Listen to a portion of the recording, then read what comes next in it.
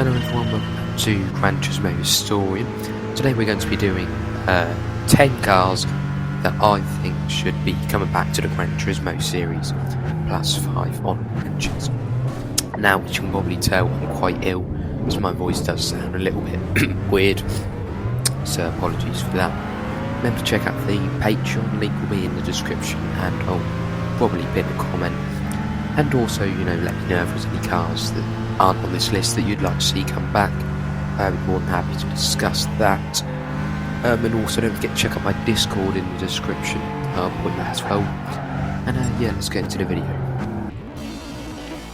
Okay, like I said, there'll be 5 honourable mentions, and then there'll be 10 actual cars.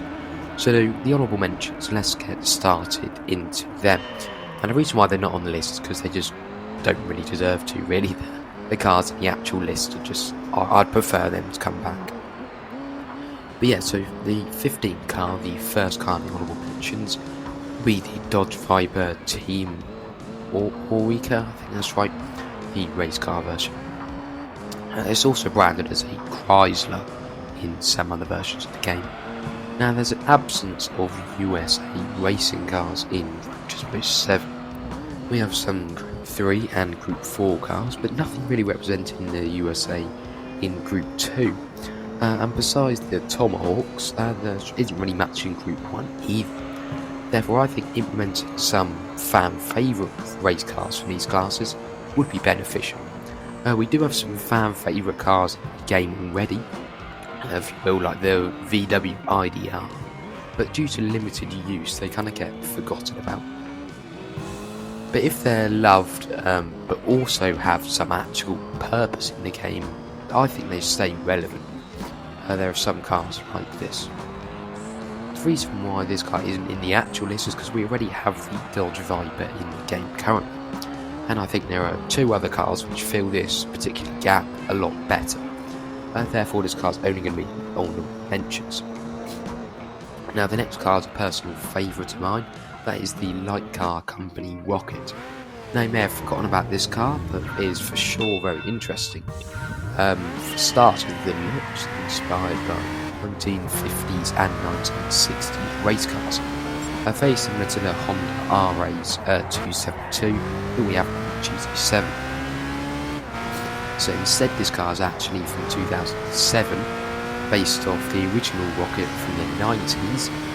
Yes, a car made in 2007, based on a car from the 90s, which itself was designed to look like cars from the 1960s.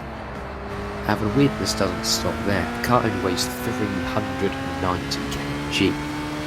There are people that can bench press that. Combined with the Yamaha 174 horsepower engine, it does make it actually insanely fast.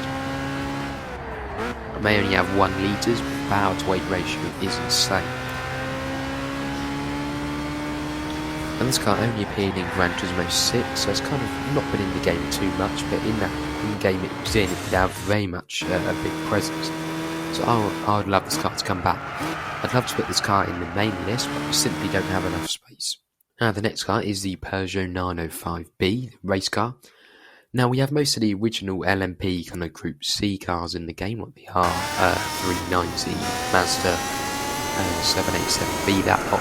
But there are a couple missing. One of them is the 905B, notably the one with the V10.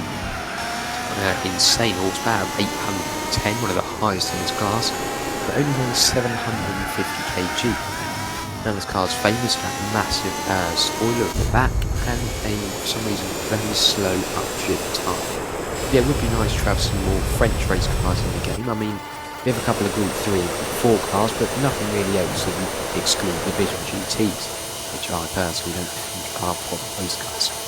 Now, I'm going to group the final 2 cars in the honourable mentions list together, and you'll now see why.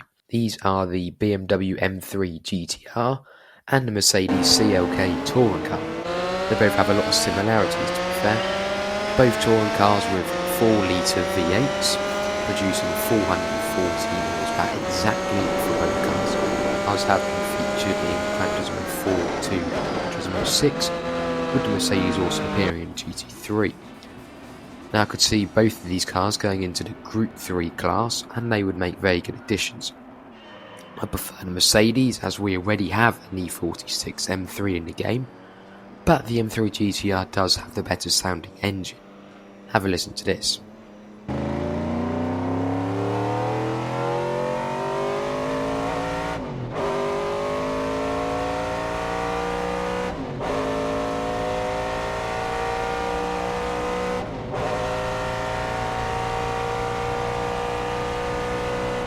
They're quite equal, but to have some classic touring car representation would be good. We already have the Alfa Romeo 155 and the Mercedes 190E. I know that wasn't as standard a touring car, but it'd be nice to boost up the numbers, especially from the main two you think of, BMW and Mercedes. Okay, so now getting into the actual list of the top 10 cars which I want to come back. Now, the first car will be the Toyota 7. And I must admit, I've never actually owned this car in the Gran Turismo series, despite wanting to. Now, this is a Can-Am car built in 1970. So essentially an F1 car at the time, but with no rules. And they sure to advantage of it. They took a 5-litre V8 and put 2 big turbos on it, double for the weight of 620 kg. Now it's easy to see why this car is so fast. Now there's only a couple of competitors in this game, the Porsche 917K, but even that's still very slow, and the Chaparral 22J, which I'd say is a better competitor. However, I still think this car is the best. Not the GT6, I was surprised that this car was an AI car in the wind event, and then this was an event reserved for the fastest cars in the game. The reason why I was surprised is because this is a car from 1970 and it's still one of the fastest cars in the game, bearing in mind this game released in 2013 and had over 1,250 cars. So it had cars from 50 years ahead of the Toyota 7 and loads of them, yet this Toyota still was one of the fastest in the game. And when it turned up in the historical racing car cup, there was just no point in trying. It was simply that good. I could definitely see this car come back into the GT series, and I'm sure the fan base will love it as well. The sound is also amazing, and it looks pretty cool as well. Next car is another car that I'd love to see in the game, that is the Aston Martin Vantage from 1999. Now this is a definition of British muscle car. Now I think it's fair to say British cars haven't really got much love in GT7. We have very limited manufacture and car count, and we have an absence of Grand Tours from the UK. No Bentleys in the game, no Rolls Royces, Aston Martins are limited, and Jaguars are also quite limited.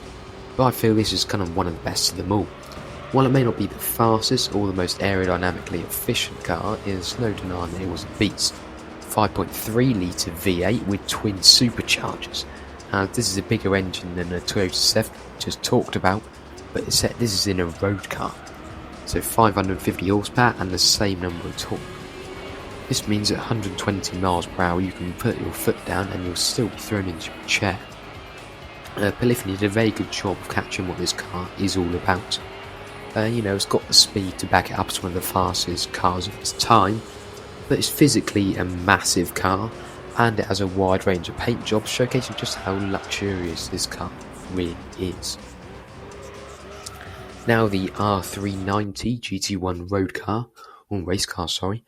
This car is bound to be on the list. I mean, this would have been higher in the list, but it has been moved up thanks to the release of the Toyota GT1. Nevertheless, I still want this car. It's an iconic design with that paint job and a long streamlined body. The road car had only 350 horsepower, but it still do over 200 miles an hour because it was so aerodynamic. It has a 3.5 litre V8 that we just talked about, twin turbo also, putting around 500 horsepower. While I don't expect this car to be groundbreaking, it'd be nice to have a car that rivals the likes of the GT1 that's just been added, and the Mercedes CLK GTR. Now it would be good to complete the OG Group 2 class, if you will. Now moving on to the Pagani Zonda. Now I won't be talking about one specific variant of the Zonda, but just the Zonda as a whole. Now I know we already have the Zonda R and the Pagani Hyra in the game currently, but the standard Zonda is the only one that's missing as Pagani kind of only have those two cars, unless you include their newer stuff, which I doubt we'll ever see. So the Zonda is a feature in every single game since GT3, but like I mentioned, didn't appear in GT7. It couldn't appear in the earlier games, it didn't exist. Now we've always had the C12 with the race car, and the 7.3 litre Zonda came in GT4 onwards. So I think this car should be in the game because it was the ultimate European supercar in these earlier GT4, GT3 games.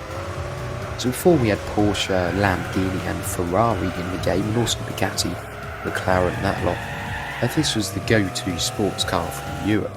So because of this, it quickly established itself as one of the best. If you go to the European Championship in GT3, the competitors turn up with Audi Estate, Peugeot 206s, and suddenly you get a Bugatti Zonda with a 6 litre V12. But unfortunately there was nothing you could really do other than get a Zonda itself or get a race car. So the Zonda was arguably the best and the go-to. If it was implemented in the game today, there would be better alternatives, there's no denying that. But this car is still one that's remembered by the fan base, and many people, including myself, want it back. Now, although we have the new replacement in the Hyra, we still do want the Zonda back. Now, another thing about the Zonda is how they're only available in this silver colour paint, as you can see on the screen. I don't really know why this is, or if that applies to all models, but it's still something that's pretty cool, and just adds to the uniqueness of this car. Now the next car is the Minolta Toyota. Now you may be thinking, why have I put the Minolta Toyota at, I hope I'm saying that right, number 6, but have the 905 Peugeot 905B so high up, and then have no mention of the BMW V12 LMR. Simply put, this car is just 10 times better.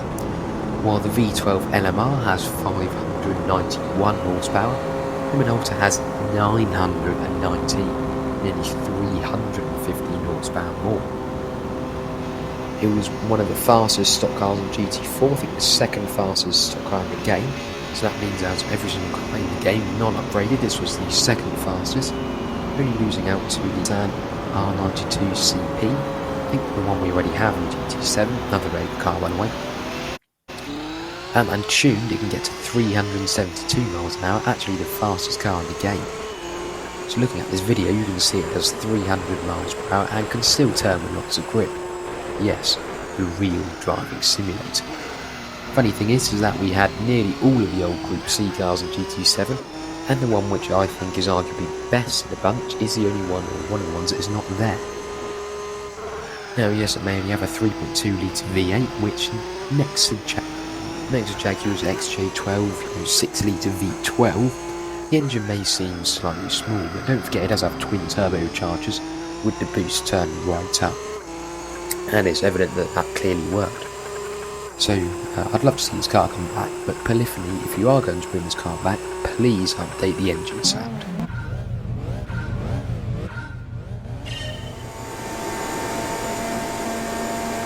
Next car's one of my personal favourites from the list, the TVR Cerberus Speed 12. This is one of the most insane and probably one of the fastest road cars ever made. A 7.7 litre V12 in a car that weighs barely over a tonne was always going to be fast. And the car was built to rival the McLaren F1, and it does just that. Now this car would be a beast if it was to ever come back into the GT series, there's no denying that. But the best thing is, I don't think its price would have went up in value very much. We see the 911 Straton Venton, I think that's right, sell for over 10 million, and the McLaren F1 goes for over 20 million. Now these prices are just insane. And you know, Kaz said he wanted a kind of more realistic price system, so the demand caused the price to go up, you know, that's basic economics. But because this TVR often gets kind of forgotten about, it doesn't really have as much demand, therefore the price doesn't need to rise. So I've got a feeling if this car were to ever come back, it would be really cheap. And because of this, I think it would be very much beginners who would love this car, purely for just, you know, a budget, really fast car. But I think people with lots of money in the game would also love this car, but for the collection, I guess.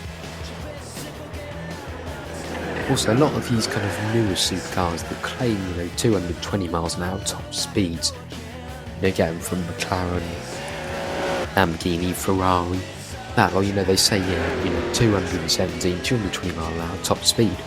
But when you actually get these cars, they can barely do 200. You get 200 miles an hour in 7th or 8th gear, and they're just struggling because they've got no power. But this thing straight out of factory will do 235 miles an hour.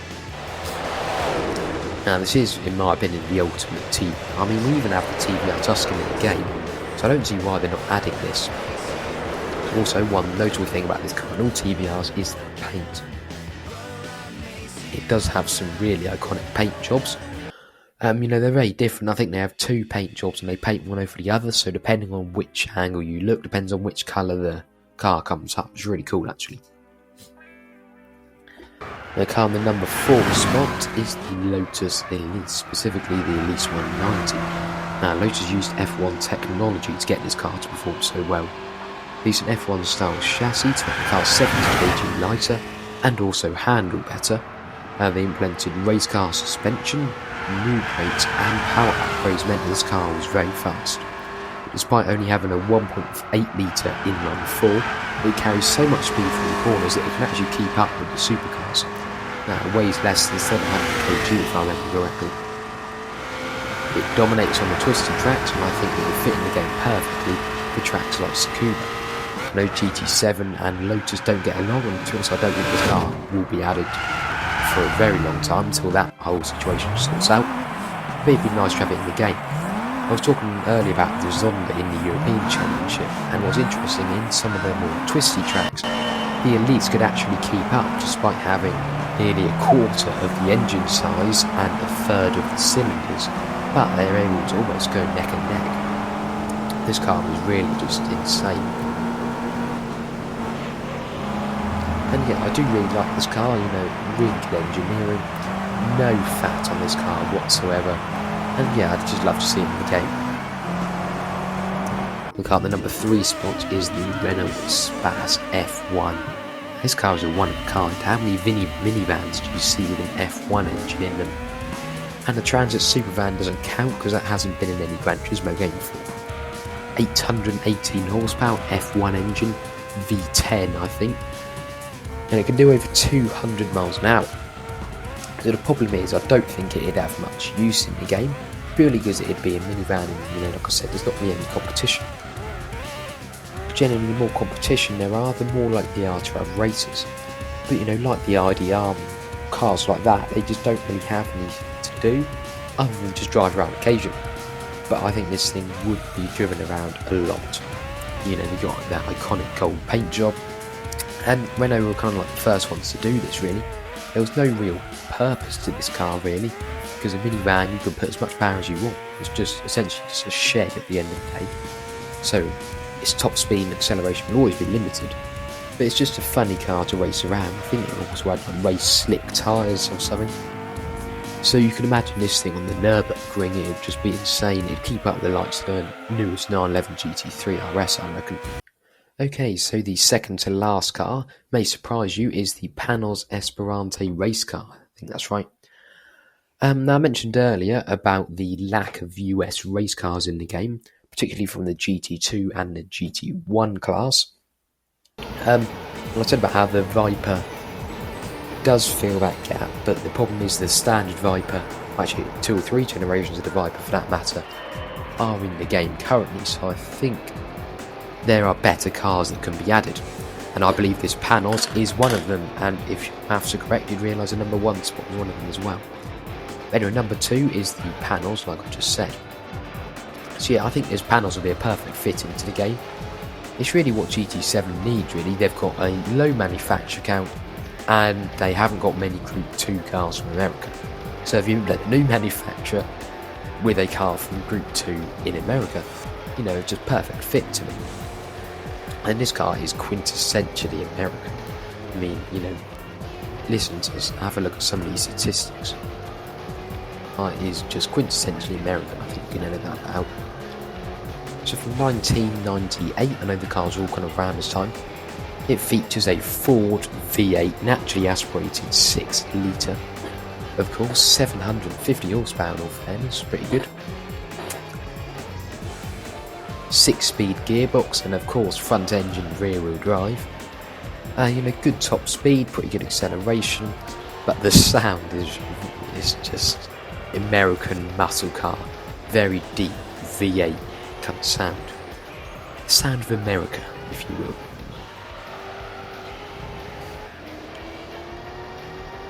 This car has quite a unique design. I always felt from the gear lights it looks very European. I'm thinking kind of Ford Escort. I'm sorry, I forgot the generation, but I'll put a picture in on the screen. So it makes me laugh when you've got this you've got this American race car 6-litre V8, and then you've got the European style headlights. But in terms of the game, it was pretty good. I remember it was a good race car. I think you got it from the time trials in Gran Turismo 3, and then you could just buy it in all the other games. I don't think you could win it. It's always just an interesting car to look on, because although Panos has been in the game since Gran Turismo 3 and obviously up to GT6, this has been their only car they can have, and you'd have thought when a manufacturer's been in the game for like 3 or 4 games, they'd have had more than one car. I think the problem for Panos is that they only really have one car, which is that race car. And number one, a car which I'd love to see in the game, the car which I think needs to come back the most, is the Chevrolet Corvette C5R. Now this thing has always been a beast. It's been the top dog American race car for a long time now. Particularly not in the newer games, but in some of the older games. Because the thing is, it's kind of out of the Panos, the Viper, and the Chevrolet Corvette C5R, it was always the best, I felt. So the Panos, although it was very good, it was quite inaccessible really. So it was always down to the Corvette versus the Viper. Now the Corvette actually has slightly more horsepower than the Viper, and it also handled better, I thought. But yeah, have a listen to this. 7-litre naturally aspirated V8, of course. 619 horsepower, front engine rear wheel drive, of course. But the thing is, the main reason why I think this car should come back, I've done a little bit of looking, and as of right now, GT7, and when I've been looking, most of the Corvette, or the Corvette kind of series, is a bit incomplete. You've got the first generation Corvette, which was added in an update, the red and white one. I'll put a picture on the screen. The second generation Corvette, which I don't see used much, but it is in the game. Now I do believe we have the third. Yep, we also have the third generation Corvette. I think we actually have 2 of them, I could be wrong. Of course, we have the C4, the 4th generation Corvette. I have a drag tuner that gets to about 280. I'd love the 1996 Grand Sport Edition, the blue with the white stripe. That's quite iconic. Thinking about it now, that should have probably been in the list. We have the C6 from 2005. And this one's insane. Beginners looking for a fast car. We also have the C7 in the standard form and the ZR1 form. The ZR1 mentioned it in my previous video about cars that you need to have, so the same car. And recently the 2020 C8 Corvette was added. However, there's one generation of Corvette we don't have. It's arguably my favourite generation, the C5. And that is from 1997-2004. But the C5, the one we don't have, has a racing variant, and that racing variant is the C5R. So by implementing this car in the game, it almost kind of satisfies 2 niches, if you will. It will complete the Corvette series by making sure we have one of every single generation, and it'd also fill that kind of Group 2, Group 1 American gap, all in one car. And let's not forget, out of the 3 of them, it's the best, as I mentioned. Really iconic paint job. You've got the yellow and white, 2 contrasting colours, and you can get it. There's actually quite a lot of ways of getting it. GT3, you can buy it obviously for 1 million credits, not too much, completing 50% of the game, or you can win some endurance races. And the price of this car has always been reasonable. I felt Polyphony does actually like this car, and I do like this car as well. I think out of any car in the game, I think this would be the best one to come back. But yeah, let me know your thoughts in the comments. I'd love to discuss it. And please join the Discord. Sorry for me if I'm not speaking properly, it's because I'm ill. But yeah, like and subscribe. Goodbye.